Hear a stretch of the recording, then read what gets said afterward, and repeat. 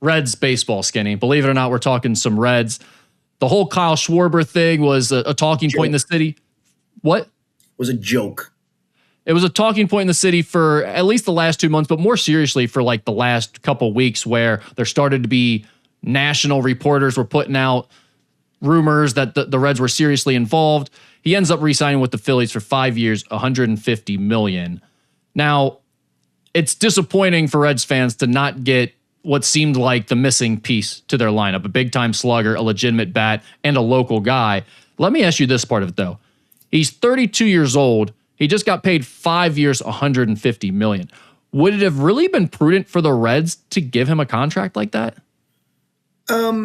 They were never going to give him a contract like that. And I know everybody's now broken it down. Well, it was only $5 million more a year they had to give up. They were willing to spend $130 million. Were they really? That's what I would like to know. Were they really? It's cute to say, knowing that you weren't going to get to the $150 million number. So you just say, we were going to get to $130 million. We couldn't. Were you really? So I'll tell you what. So if that's the case, big mouth, how about you take the $130 million you're going to use on him and go find another player? Well, if you were willing to do it, but it was the whole, well, he'll sell tickets because he's a local guy. No, he might sell tickets because he hits bombs and they're winning. The faction from Middletown's not going to go, hey, Cal's playing tonight. Let's all go down in a caravan. No, it doesn't work that way, man. Idiots. Well, let me ask you this. Do you believe that's actually what was going on with the Reds? Do you think they were making a serious run at him and under the idea that, oh, we'll sell tickets if we do this? Or do you think that's what national reporters were saying because they were getting bad info? No, I think it's a way for the Reds to probably tell national reporters to save face.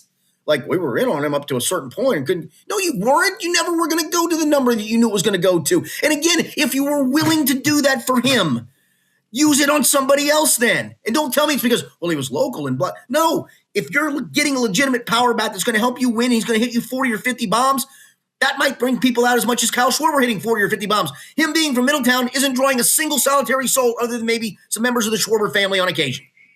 Yes, and that's where it doesn't make sense to me. You're going to get comp tickets anyway. If you had this money to spend, then the offseason's fine. Like, you can still go spend that money on someone else. Maybe someone who doesn't even cost as much. Maybe someone who's younger. Maybe someone who does more than just hit a home run or strike out. I don't know. I would have liked to have Kyle Schwarber. It would have been fun to have him in the middle of the lineup. I do worry about giving a 32-year-old who, I know he's been very durable the last 4 years. He played 162 games last season. But he just hits. But he's a big boy and he's 32 years old too. Like, there's no guarantee that he doesn't pull an oblique next year and it's a injury, a nagging thing for the next 2 or 3 seasons. I mean, we've seen it before with guys of that age. Watching all the newscasts of the last few days after that happened, like, well, what a disappointment. They just came up short. They were never going to get him. They were never serious about it. Don't kid yourselves, people. It's really easy to know that the Phillies number was going to $150 million. You were never going to go there. And you go, we're going to pay him $130 million. We'll put that number. I call Jeff Passan and tell him we were going to give him $130 million. And if you're Jeff Passan, you're going to report it, and that's fine. And I'm not pissing on him. He's very good at what he does. But then that number becomes like, God, like the Reds were really going to be serious about this up to a certain. No, they weren't, because they knew they couldn't get to the number they were going to have to. And so you just throw out an arbitrary, we were going to go to $130 million. No, you weren't. Because if you were, you would use that money on somebody else.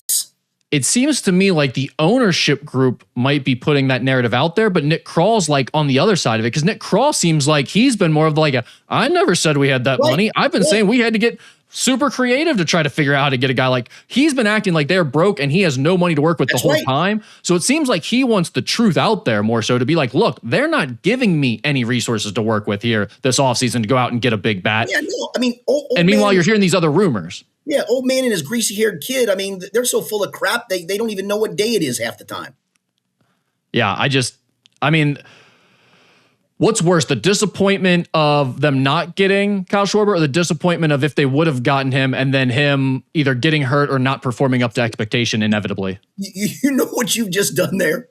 You've encapsulated every Cincinnati sports fan thinking the worst before the worst ever happens. Of course. I mean, that's exactly what you have to think of if you're a Reds fan. It's like, oh, this will be Griffey all over again if they do get him. He'll never live up to the expectation. That cracks me up because it's so true. Yeah, I mean, that's just the reality of how it works around here. And like, I mean, you'd love to act like it's not that way or everyone's too negative, but what do we have to go on, Skinny? We just watched the Bengals this weekend. I mean, it's just the way it works around here. The worst thing, in my opinion, for this organization was them getting into the playoffs as a wild card team last year. I don't think so. I think that's. See, I think because now I think they're way more content to be like, well, this team is good enough if we just get incrementally better and we're a playoff team. Well, I'm not sure they've gotten incrementally better as we sit here today. Right, but they'll just tell you the guys they already have can do that. They don't need to go get another piece because they were already a playoff team last year. They just need those young cornerstones to get a little bit better. That's what they're going to say. That's probably right. I'll let the rest of the offseason play out, but I don't feel real good about it. And again, if you were willing to spend $130 million on Kyle Schwarber, then that sounds to me like you had a $130 million pot you want to play with. Let's play with the $130 million pot and see what we get. That would be nice. I just don't have much faith that that's going to happen.